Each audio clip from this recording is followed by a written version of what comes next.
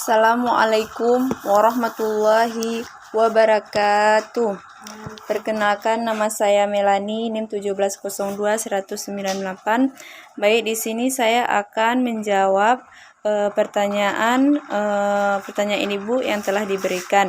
Yang pertama adalah jelaskan seberapa pentingkah kurikulum dalam pembelajaran dan pendidikan khususnya PAUD. Mengapa? Yang pertama, karena kurikulum ini bertujuan untuk membantu anak didik dan mengembangkan berbagai potensi, baik secara psikis maupun meliputi moral, nilai-nilai agama, sosial emosional, kognitif, bahasa, fisik, dan kemandirian dan seni untuk memiliki pendidikan dasar.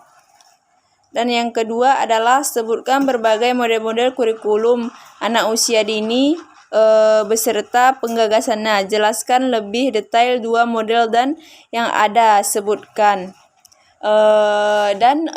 Model-model yang pertama adalah model high scope. Model high scope ini adalah dikembangkan dari David Wyckoff pada tahun 1962 untuk mengatasi kegagalan pendidikan di sebuah SMA lingkungan miskin. Dan kurikulum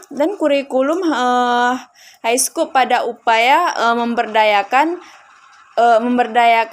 anak menjadi kreatif maupun mengembangkan inisiatif, memiliki rasa ingin tahunya berdiri dan bertanggung jawab. Dan yang kedua, model tematik, yaitu memfokuskan penyelenggaraan kegiatan mengoptimalkan fisik motoriknya, agama, kognitif, bahasa. Dan yang ketiga adalah jelaskan persamaan dan perbedaan kurikulum tingkat satuan pendidikan KTSP dan kurikulum K13 PAUD. Nah, di sini ada persamaannya, ada 3. Yang pertama adalah kurikulum 2016 KTSP sebagai bukti-bukti KD. Dan yang kedua adalah untuk struktur kurikulum baik yang pada KTSP atau pada K 2013. Dan sama-sama dibuat atau dirancang oleh pemerintah.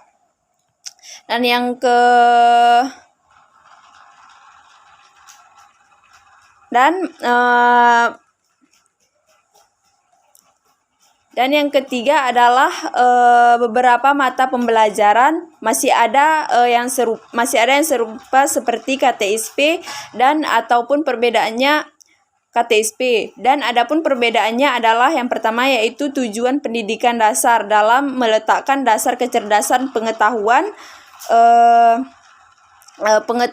kepribadian dan mengikuti pendidikan lebih lanjut.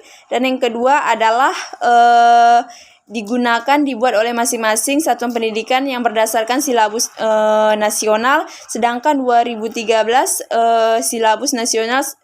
silabus digunakan untuk pusat, sehingga seluruh Indonesia silabusnya yang sama. Dan yang keempat adalah apa tujuan pengembangan kurikulum PAUD khususnya RA. Mengapa kurikulum dikembangkan dari waktu ke waktu dan terus ada perubahan? Karena yaitu untuk mengembangkan kemampuan dalam proses pembelajaran pada anak, khususnya untuk meningkatkan aspek perkembangan, yaitu kognitif, bahasa,